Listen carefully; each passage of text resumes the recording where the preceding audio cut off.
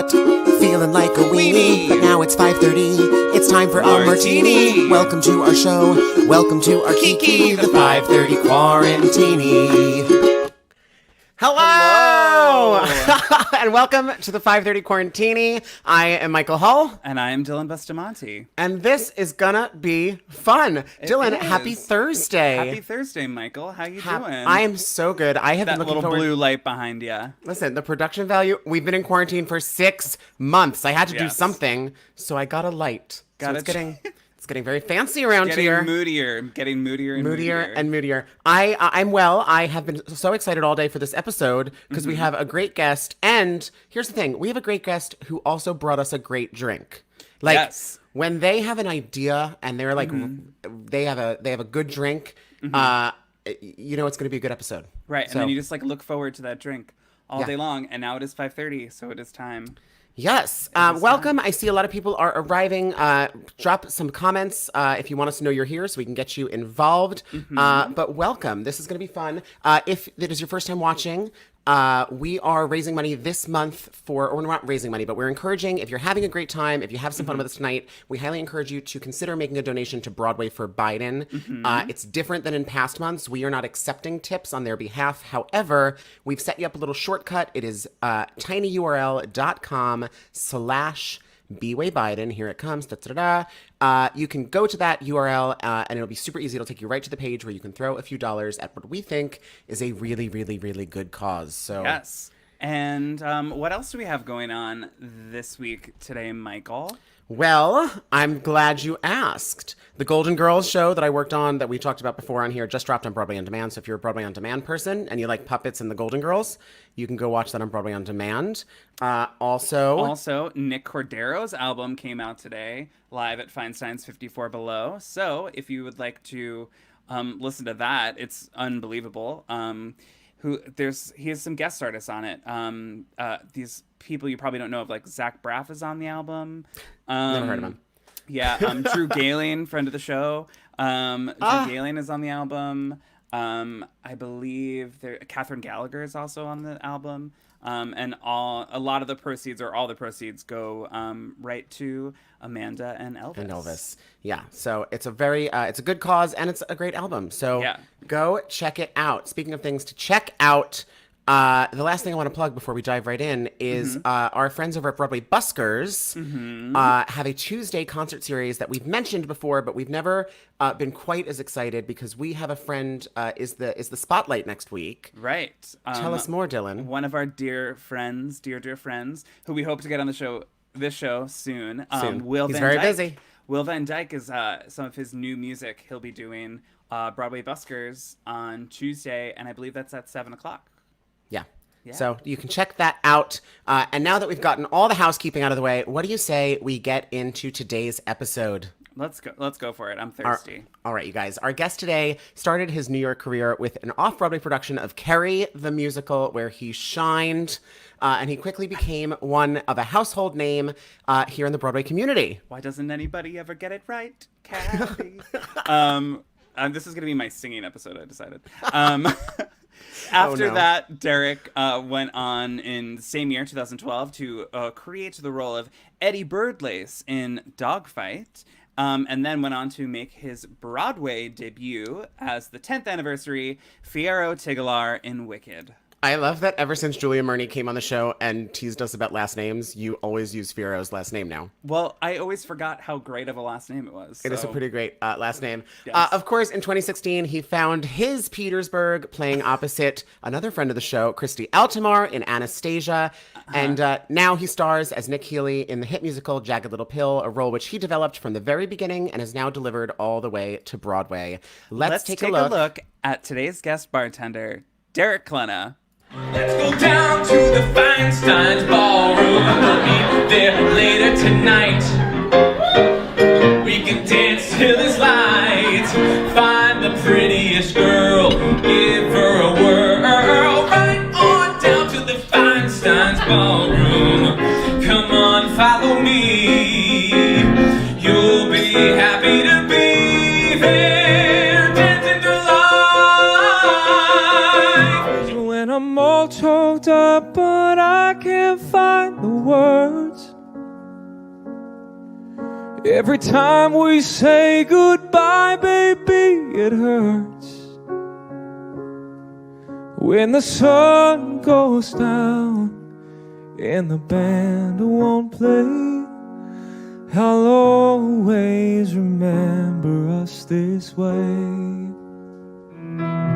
If you could see the way that you look to me, I bet that you'd be amazed at the sight.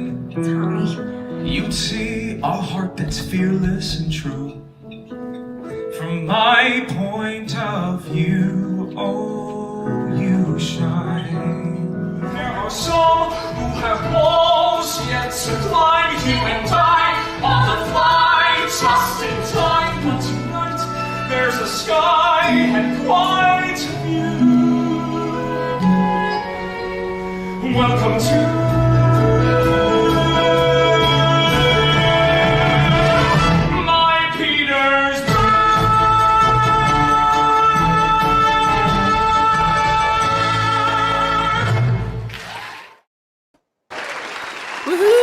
Derek Klena!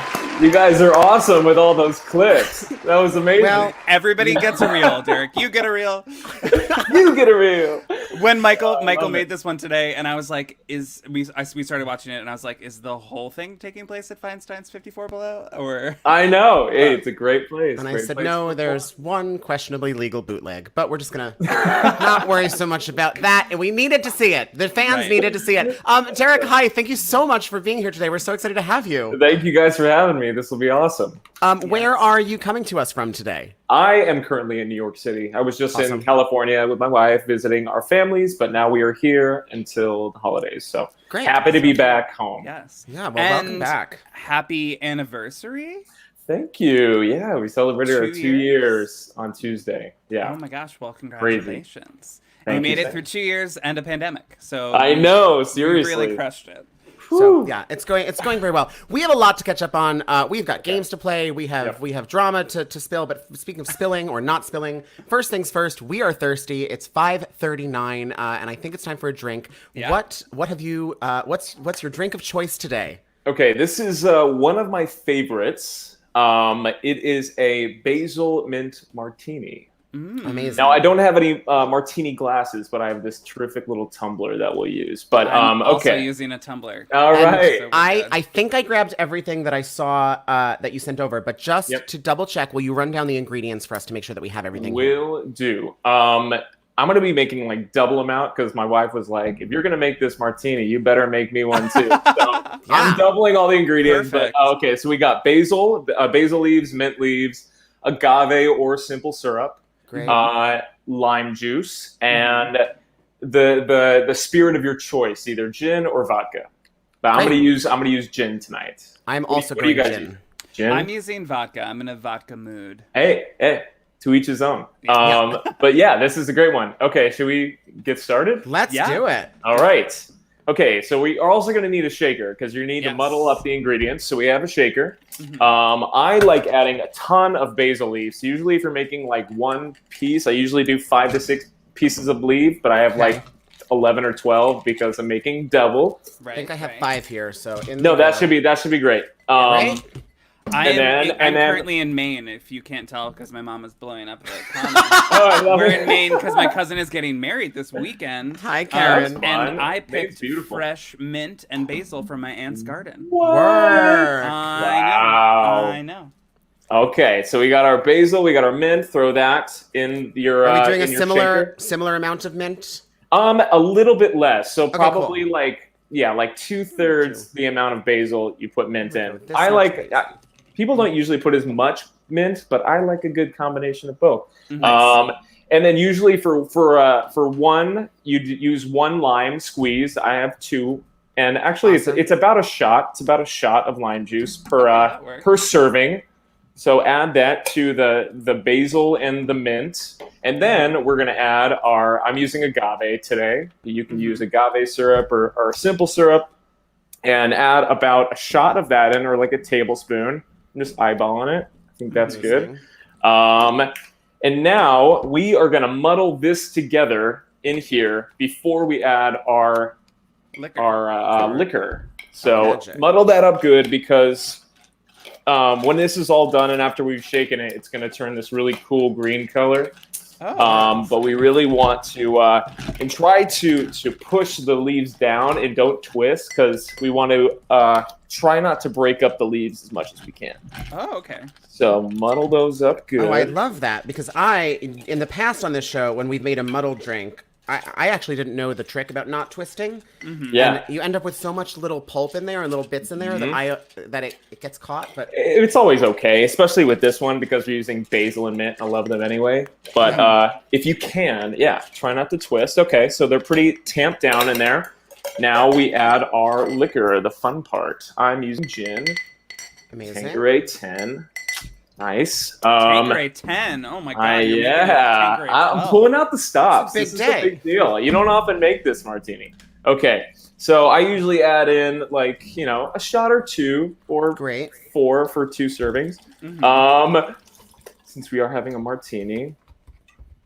Or 4 for 1 serving. Who knows? Oh, It's it's a why Thursday. not? Why not? It's a pandemic Thursday. Exactly. We just stopped counting early in quarantine. Right. And then we add our ice, lots of ice, because that will also help it from breaking up the leaves. The more ice you have in there, the less they're going to move around. Derek, and who give knew it- you were such a good bartender? Give it a good shake. All right. Now let's see if we have our desired color. Because if you do it right, it should be like a lightish green. Maybe. Yeah. Okay. We got a little bit of lime juice. Not so much. Let's see. You can see my ring light. Yeah, mine's got more of a limey color. But if you really mash it up in there, you can get like a really great green. Yeah. Yeah, word. Nice, Michael, with your martini glass. You know. This was a pandemic purchase. After we started the show, I was like, I guess I need a martini glass. Right. We've got tons of them. That's a great Dylan, how you call. doing? All right, All right, guys. well, cheers. Cheers. Cheers. Let's see how this tastes. Hopefully I don't ruin it. Oh my god, that's amazing. Oh, that's really good. Pretty good. That's really good. So good. If you're just tuning in, welcome to the Quarantini. Our guest is Derek Klena, and we've just made a basil mint lime. Is that what we're calling it? Basil mint martini? Basil martini. It's Dylan. This reminds me of one of our very, very first drinks that started this show. That other one that was full of green things, but this is like fresher. I love it. Yeah, this is very fresh. Very fresh. You can also throw in like cucumbers and stuff. Love it. Especially if you're using gin. Cucumbers go perfectly with that. Yes. Love So Derek, you're in New York. I am. Have you just said you came back from California? Were you in California for most of the pandemic, or? No, we went out earlier on, beginning of April through like mid-May for a chunk of time, and then we came back to New York for majority of the summer, and then we were just in California for about 3.5 weeks. Okay, awesome. That's awesome. Yeah. But both our families are there, so we do the one-stop shop and see everybody, and we spent a good amount of time in Northern and Southern California. That's nice. And how are they doing now with all the fires? They're doing well. Luckily, both of our families are kind of like in the clear zone, but it's wild. I mean, the air quality, the pictures that you see from San Francisco are like no joke. The sun is red, and we kind of jumped all over California when we went to California. We visited her family in Yosemite, then we went through Sequoia National Park, and then we saw my family in Southern California at the beach. And then we went up the coast through Santa Barbara, SLO, and then back to our family's place. She grew up in Napa, which is pretty nice. So we saw like all the different facets of all the different California fires, and it's just we were often just like driving into plumes of smoke, and it literally looked like apocalyptic. It was it's wild. So our hearts go out to everybody that's dealing with fires in California. It is no joke, but luckily our families are doing well. Good. Speaking of California, so you're a California boy, and you grew up you grew up doing theater, but also you grew up doing a lot of sports before what I'm calling the Derek Klena switch. which brought you over here and led us to where we are today. What was it like? What drew you to theater? What led you to eventually jump in and kind of say, I'm going to put sports on the back burner. I'm gonna go for this musical theater thing. How did that all come about? I had very supportive parents from when I was little. My mom always took us, exposed me and my siblings to theater at a young age. We started taking dance and singing classes at 6. We're in children's theaters from when we were 6 to when all the way through high school. So it was a big part of my life growing up. And then my dad would also coach my sports team so that I'd be able to kind of do both. Yeah. So I thank them a lot for that. But it wasn't really. It was very much the High School Musical upbringing all the way up until college. I would say even into college. I never knew I didn't know which path to take. I auditioned for UCLA's theater department. I got into the school and department for theater after my high school career of baseball was done. I'm like, okay, I'm going to pursue theater. And then 0 week at UCLA, I actually got the opportunity to try out for the baseball team as a pitcher. I ended up walking on the baseball team freshman year, switched out of theater. And then, so I was like, oh, I guess I'm going to take this opportunity and try to play baseball because it was always a huge dream of mine. And then after a year of playing, I realized, it was going to be, I missed performing. My heart was in theater and singing. And I knew that I didn't necessarily want to pursue baseball anymore. And so I did a competition in LA singing competition where I got my first agent, started doing more auditioning in the LA area, doing some regional theater and sending in tapes to New York. And the more that I did that, the more that I reconnected to that love for theater and singing is kind of when I made my decision of no, okay, this is where my heart is. This is what I want to pursue. And this is what I want to kind of dive into. And from there on out, I booked Carrie from actually sending in the tape and flying out to New York for callback. So it was kind of a crazy journey. Which was, by the way, is still one of my favorite things I've ever seen off Broadway. I know you guys were nailing it with the Carrie puns. We love Carrie the musical here on this show. It's true. Which of course you did with Christy, who you also shared the stage with in Anastasia.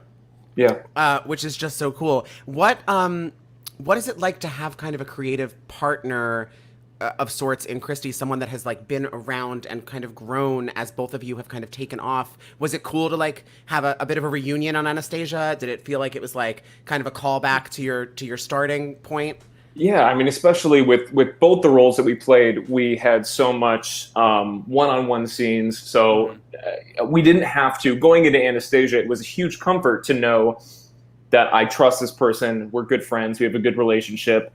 And we didn't have to work on that or even think about that. That just came naturally. We knew that we had this on-stage chemistry that obviously, translated. And so when we actually got to do a scene and a crowd of thousands from Anastasia in our final callback together. And that's what the team said. Once they saw us together, they knew that that was the fit that they wanted. That's what they wanted to see. And when I knew Christy was going to come back and read with me, I was like, oh, this is awesome. Because I know her so well. And now that part I don't have to worry about. We can just go in there and be ourselves and be comfortable. And that was a huge gift from the very beginning. So I love her to death. She's one of the best people, obviously, you guys know. And so that was really, really fun to reconnect on a show like Anastasia. She was so brilliant at it. Yeah, it's and so similarly, cool. Oh, sorry. And similarly with Lindsay, you guys did Dogfight and then went basically right into Wicked 6 months later.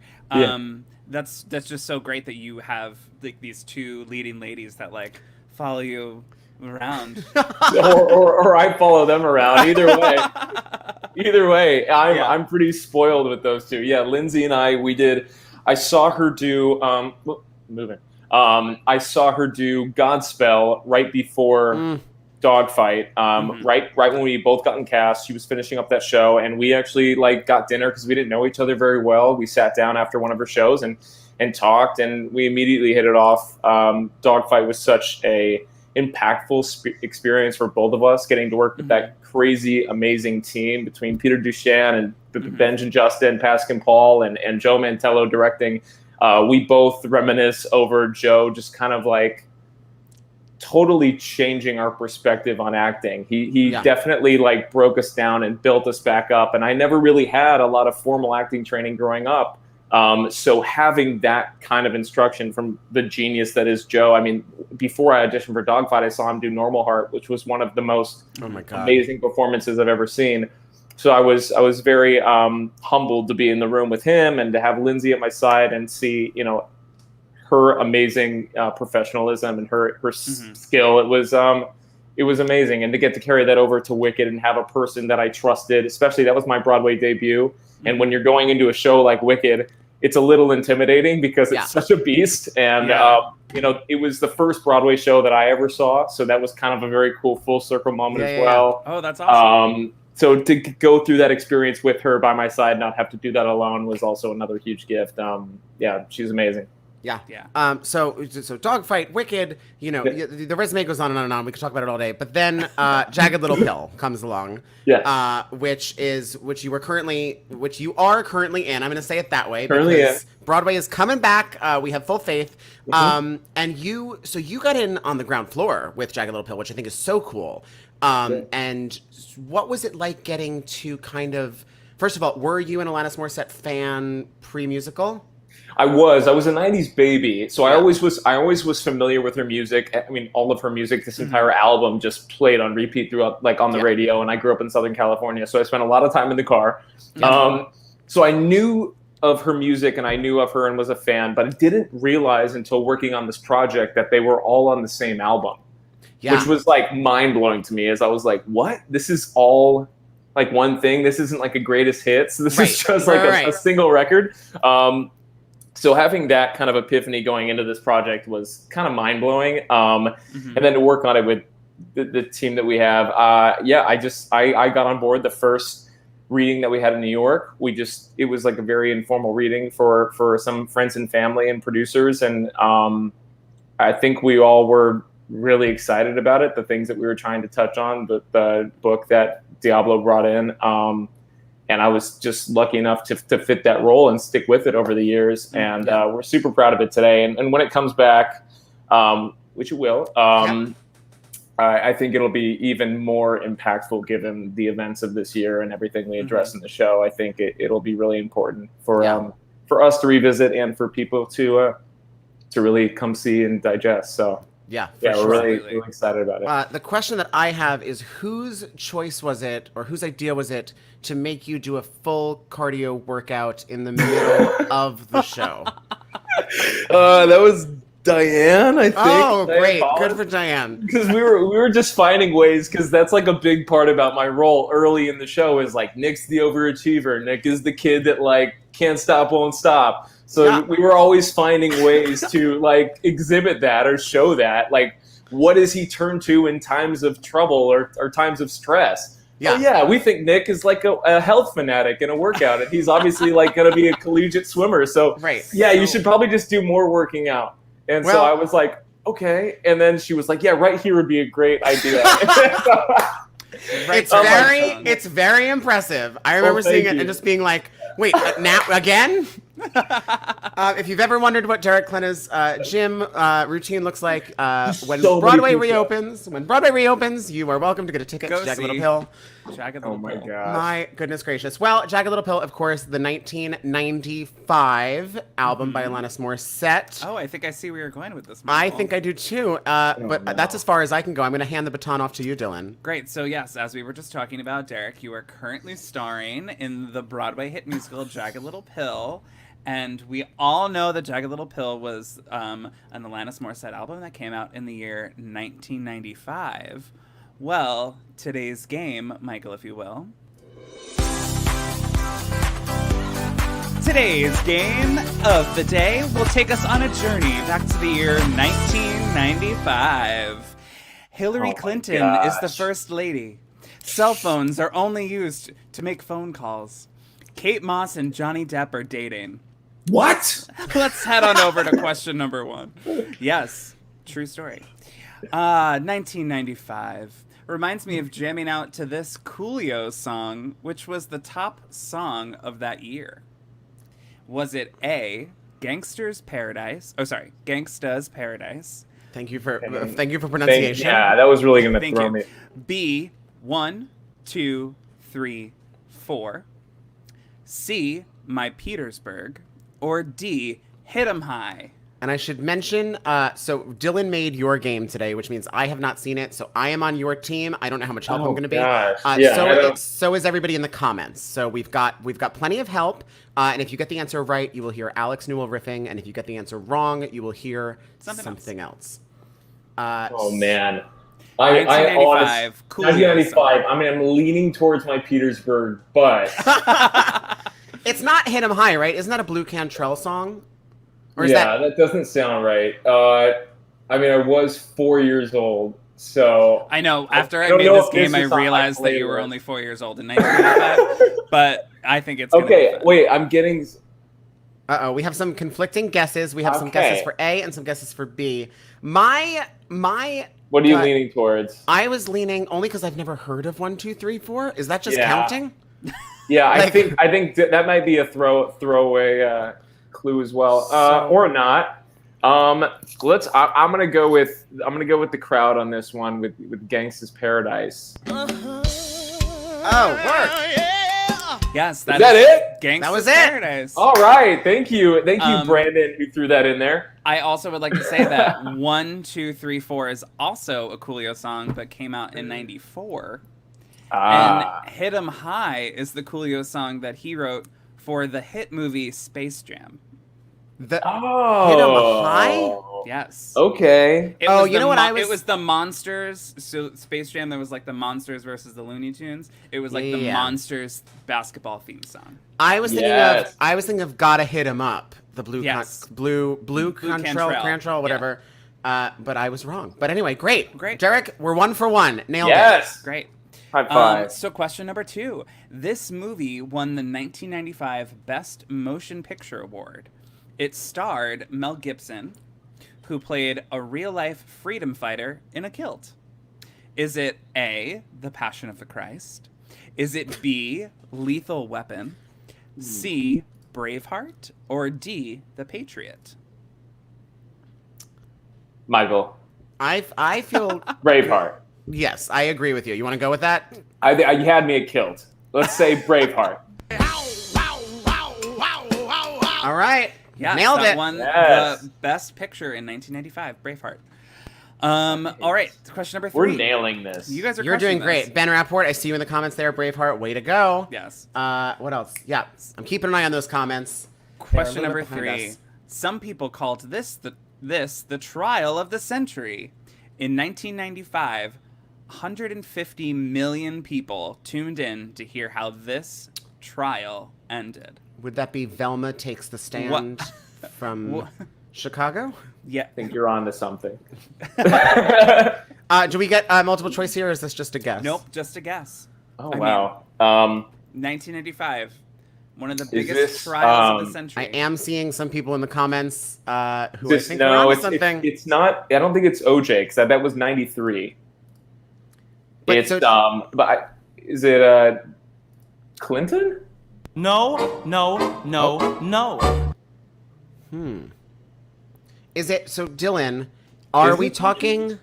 Are we talking that? Like, does it end in 95? Yes, so in Oh, it 1995. ends So in you, 95. so Derek, you could be Okay. right. Well, yeah, because the beginning's in 93. Okay. So We're getting a lot of OJ. Maybe I'm. Yeah, it's I 150. say lock it in. All right. OJ. Final answer.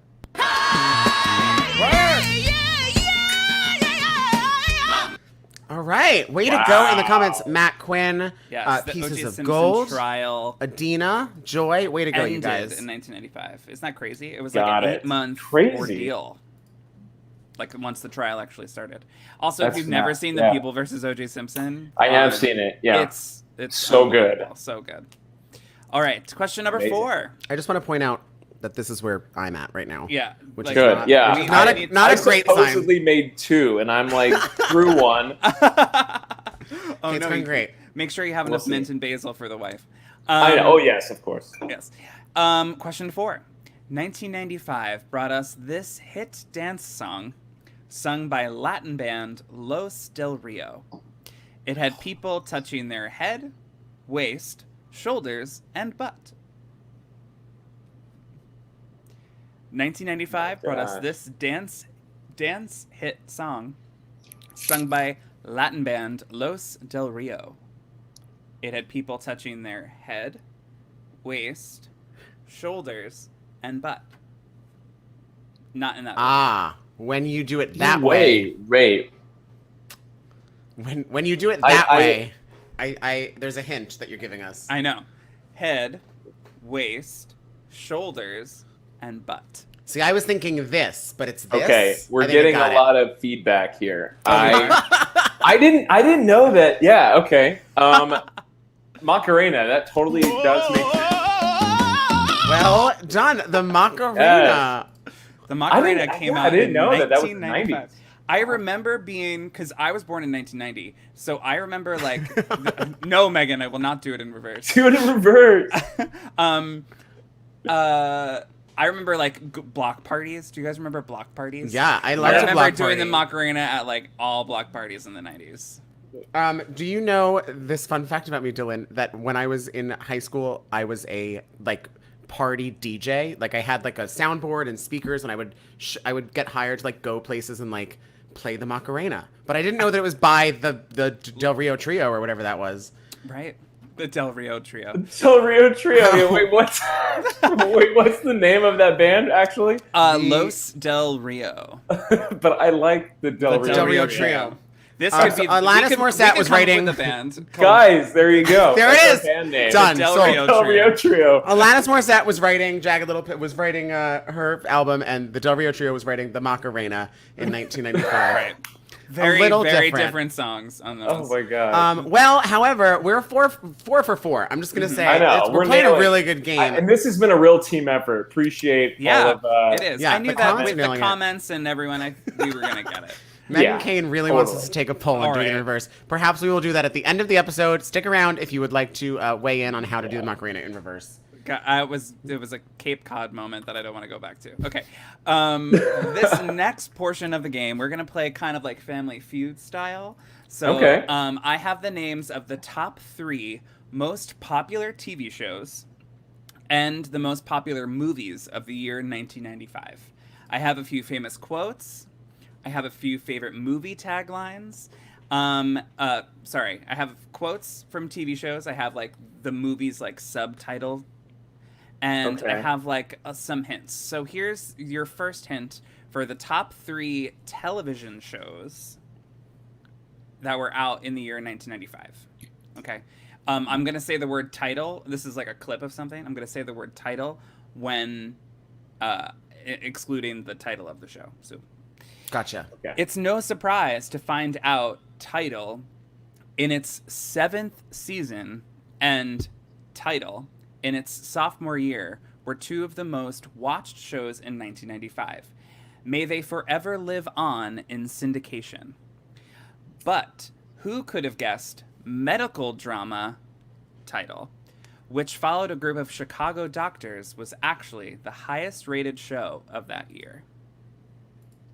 Dylan, I have no idea. Wait, so this includes 2 different titles or one title? So this was all 3 titles of the top 3 television shows in 1995. I'm going to be super transparent with you, Derek. Well- I'm going to be useless here. Okay. I Just so have you a know. couple. I have a couple of things. Okay, I think the one that was in its 8th season may be Seventh. Friends. 7th season may be Friends. Mm-hmm. Maybe. And then what was there was a Chicago doctor drama that might be. Oh gosh. It's not. No, Grey's Anatomy. It's not Grey's Anatomy. Is it? that's What's it after. called? Is it ER? I'm seeing a little ER. Maybe ER. What was the other one? I missed the other blank. Will So you I'll give read us it that? again. Will you give the clue It's one more no- time? Yeah, one more It's no time. surprise to find out title in its 7th season. Which we think is Friends. Okay. No surprise. It's think Friends. Yeah. Friends in And- its 7th season. title in its sophomore year. Okay, meaning so second. 2nd season, were 2 of the most watched shows in 1995. May they forever live on in syndication. But who could have guessed medical drama title, which followed a group of Chicago doctors, was actually the highest rated show of that year? Okay, I think I have it now. I think. And I'll be really embarrassed if this is completely wrong. Because I'm like, aha! Okay, Remember, the year is 1995. Yeah, okay, so the 7th season one may be Seinfeld. Okay. And then the second one, who's in the sophomore year, because I think they had their early 2000s was when Friends may have stopped, so that may make more sense for Friends. And then I think I'm seeing some ER, so maybe the doctor drama is ER. What do you think, Michael? As previously stated, I am useless to you. I have no idea. Okay, Again, having very little information here. Yeah, I'm like, I just remember. I have no idea. I remember when I was a kid, though. I feel like Friends came first. So, because I remember I had this is nerdy of me. I remember having a choir concert on the night of like the 6th season finale of Friends, and like it was a big thing because like parents didn't show up because they were watching Friends. 6th season finale, yes, or something. I don't know. But I think Friends is older than Seinfeld. So if those are our 3, I would go Friends, Seinfeld, not Seinfeld, Friends. It doesn't matter the order. Oh, great. Well, then. Because we're wrong. Actually, we're correct, Derek. Work! Seinfeld was in its 7th season. It was the 2nd season of Friends, and that Chicago medical drama was ER. Woo! That was all right. Good job, Derek. You know what? Job, no, I appreciate you. We just need to go through all the options, and we finally, great. Yes. Friends started in 1994 and ended in 2004 for their 10 seasons, and may they forever live on in syndication. Seinfeld and Friends. Work. All right, so the movies is a little bit harder, but you guys got this, and I'm proud of you. Let's check the scoreboard really quick. You've gotten all of the questions right so far. So that was 1, 2, 3, 4, 5, 6, 7. Yeah. So we have 7 done. There's 3 more. Very nice. And all right. the 3 more is the top 3 movies of. Okay. Okay, and then this is like just a starter. Okay. Top 3 movies meaning like accolades or viewership? Viewership. These were the top 3 movies of 1995, whatever year it was. I'll be over here making another cocktail. Good luck. In the past 20 years, not much has changed in Hollywood. Animated films, comic book heroes, and astronauts have continued to dominate the box office. That's the hint? That is the first hint. Okay. I now also have quotes from the movie, and I also have the taglines of the movie. Okay, and you're going to give those freely, or do we have to pick which one we want? Sure. I'm pretty sure I have the animated film. Well, what we're I do for too. is animated film. Okay. What did I say? Sorry. A superhero, Animated and film, a comic an book astronaut. hero, and an astronaut movie. Okay, so I think is Toy Story 1, and then maybe Batman, or what was another superhero? I think you're. I was gonna say Batman as well. Batman, because there was a lot of Batmans in the 80s. And Yeah. 90s. Batman, and then Apollo 13. Whoa! Derek, I am Wow. shooketh. I am Wow. shooketh. I am shooketh as well. The year 1995 brought us our that's a big lovely year. Toy Story, Apollo 13, and Batman. It was Batman Forever, but I'll give you just Batman. Great. Got it. Is that the one that had like Jim Carrey and Arnold in it and all? Was Arnold in a different one? Was it the Tim Burton ones? It's definitely the one. The Joker's or the Riddler's in it. That's Jim Carrey. Yeah. Jim Carrey. Yeah. And yes. Yeah. And then Two-Face, but is that another one? I don't know. Mm-mm. There was like a genre of them. Was it there Michael was a Keaton's genre. Batman? Sure. I don't remember Batman's as well as I know like my Marvel movies. Yes, I agree. But yeah, congratulations. You got all 10 right, Derek. Look at you Thanks, go. guys. Are you still going to give us so full disclosure, Dylan and I read from the same script during the show, but I Right. stay a point behind him so that I don't see the answers. I also stopped bolding the answers on this one. So Well, I'm hoping that you'll still give us the quote that you pulled from Toy Story with character voices. well, I don't think I can do it with character voices. But also, can I just say that the part of this... So Tom Hanks is in Toy Story, obviously, and also Apollo 13. And, like, this article that I was reading about 1995 was, like, very rude about Tom Hanks, like, not doing anything recently. And I'm like, he's being the best person ever. He's busy being amazing. Yeah.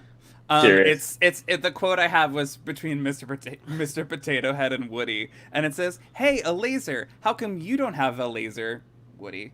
And then Woody goes, "It's not a laser. It's a little light bulb that blinks." And then Ham goes, yeah. "What's with him?" And Mr. Potato Head says, "Laser envy."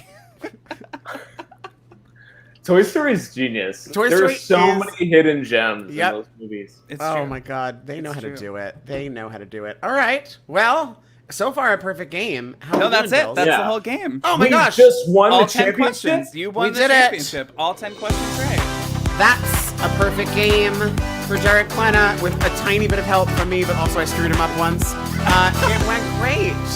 Yes, we learned so Thanks, much guys. about the year 1995. Way to go, Derek was 1995. 4, I was 5, Michael was 7. Am I 6? 2 years older than you? We think can so. talk about this off the air. Don't worry about it. Okay. Okay, Derek, there are 2 questions that we ask everyone that comes on the show Okay. at this point, and these are the hard-hitting journalism questions, so prepare. But question number 1 is, we know that this is a wild time, and the world is on fire. Where it's a lot is going on, and things are weird.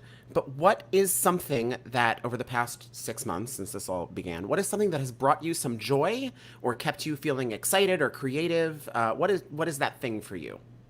A little bit of both. The fact that I've been able to see my family and spend more time with them and be in California the most since college, that's super rare. So we've been trying to embrace that and enjoy that. And my brother's 7 years younger than me, so getting to like hang out with him now as an adult, a legal adult, has been super fun. And so we haven't taken that for granted. And then also I've been able to teach a lot this summer. I've been working with various companies and teaching a lot and watching how inspired these young ones are that are really going to pave the way on a lot of the big changes that we need to make in this world, and see how passionate they are has really been eye-opening and kept me, is definitely picked me up on like the harder days. And that's been really special. We have some bright young performers coming into this world, and that's inspiring.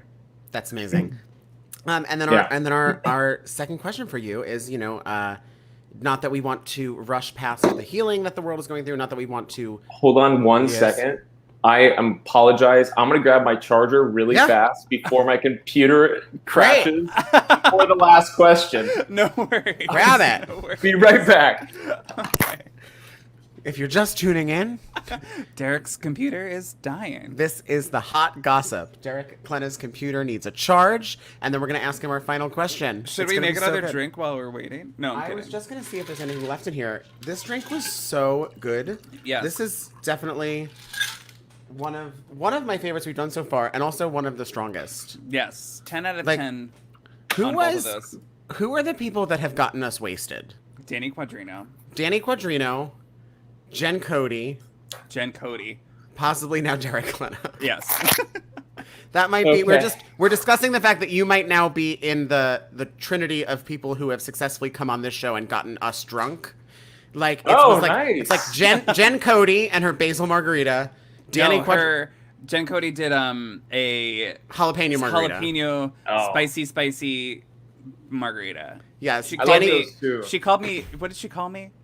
She was I like, don't I don't remember. think you can handle this margarita. It looks like it's too spicy for you. And I was like, She's- okay, Jen Cody. She's fiery. Danny Quadrino and his glass of tequila. Yeah, he was like, just like pour it until like the ice starts to move. You can count to like 10 1,000s. Yeah, and he was in California at the time, so it was like 2:00 his time, and we're like, That is so funny. and he's like, I have to work out still. I'm seeing what's the cocktail in the comments. So before we get to our final question of the night, let's revisit the where this all began. You guys, this is our very special guest, Derek Klena. And Derek, what did we make today? We made a basil martini, basil with mint. We got our basil leaves, our mint leaves, agave, lime juice, and muddle that together and then add the liquor of your choice, whether it be gin or vodka. And it's delightful. I did gin, and I second that. It was absolutely delicious. So, Matthew, you're Thanks, welcome. guys. And go make one. All right, final question of the night. When this all passes, which it will, and the world starts to resemble itself again, what are you looking forward to? One more time. What are you I know. I went around the bend to get to the I was question. like, okay. What are you looking forward to when things start to come back to normal? What is the light at the end of the tunnel for you? I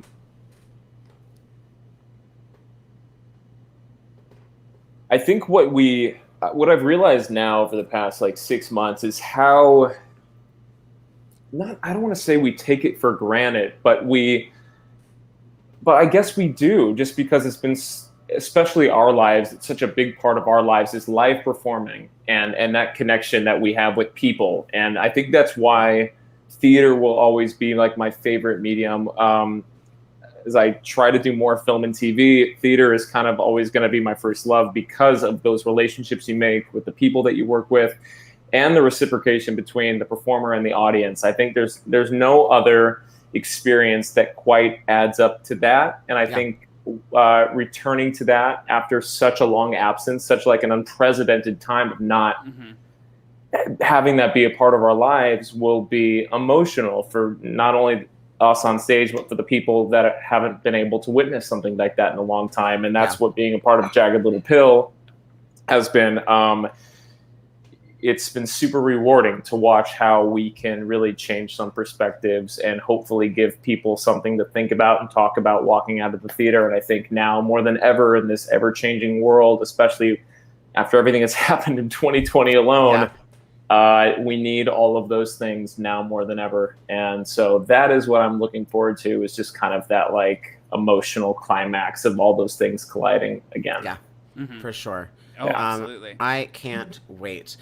Derek, you're just so wonderful. Thank you for joining us today. Thank you for introducing us to this amazing drink. And who knew you were such a bartender and such a 90s trivia aficionado? There you go. Born and raised. We can't wait. You guys. Yeah, we can't wait for Broadway to be back. We can't wait and to have you back here in the city on a stage. I have had the privilege of getting to see you in your most recent show, Jagged Little Pill. And I know there are a lot of people who are still waiting to get to the theater and are anxiously awaiting your return.